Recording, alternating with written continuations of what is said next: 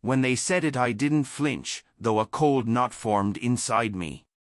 They told me, flat and final, "We're not paying for your college, you don't deserve it," and the line hit like broken glass.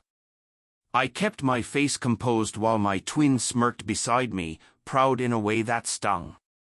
They had just promised her everything: tuition, housing, meals, the full package.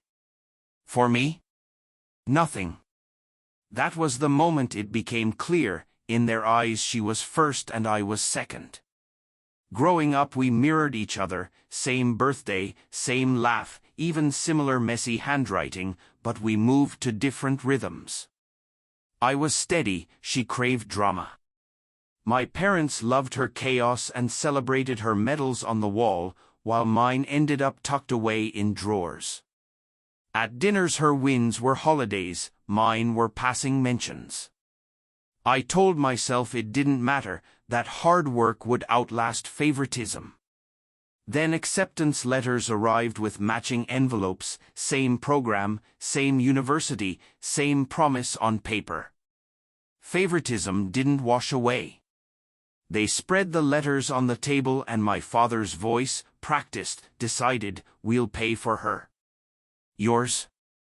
"No, you're on your own." No reason, no apology. My sister leaned back, glowing in an unearned crown. That night I lay awake planning. If they thought that ended me, they were wrong. I enrolled anyway, funding my path with loans and scholarships, late nights in the library, weekends in the anatomy lab, and tutoring for extra cash. I never asked them for money. When exhaustion threatened, I replayed their words like a dare: "You don't deserve it." 2 years passed. My GPA rose above hers. My network widened. While she partied, I published papers. While she leaned on them, I built myself professionally and quietly gathered proof: records, receipts, bank statements showing my share of the trust had been spent on her education. On a crisp October evening, I mailed an envelope to my parents with bank statements and legal notes, and a letter that spelled the accusation plainly: "You stole from me."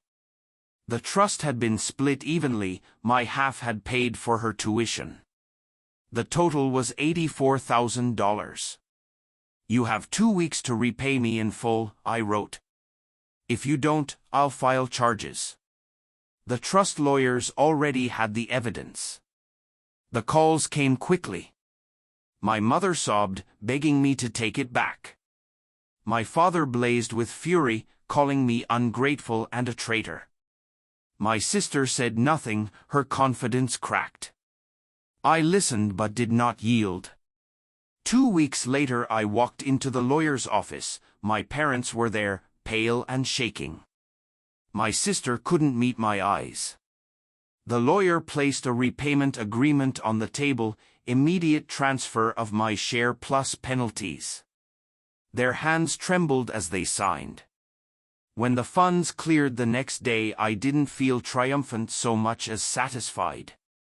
The same voices that had said I wasn't worthy were now forced to admit in writing that what they spent was mine. I cleared my student loans in full. No more night shifts, no more fearing the next semester's bill. Weeks later I passed my sister on campus and she avoided my gaze. The shame of knowing her degree rested on stolen money was written across her face. My parents no longer bragged at family dinners: they couldn't look at me. I moved forward with my degree in hand and a future that belonged to me, not them. I remember the long hours that carved me into who I became: drinks at midnight in the library, the quiet hum of fluorescent lights while others slept, the sting of cold coffee on my tongue, and the stubborn refusal to give up. Each sacrifice tasted like fuel.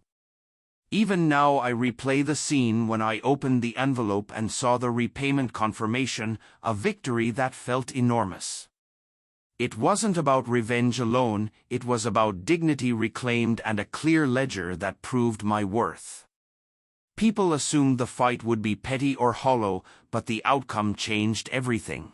I no longer needed to prove myself at every family gathering or accept silent dismissals. The night they told me I didn't deserve it, they thought they'd ended my story. They were wrong. I reclaimed what was mine and forced them to face the cost of believing I wasn't enough. I was never the afterthought, I was the reckoning.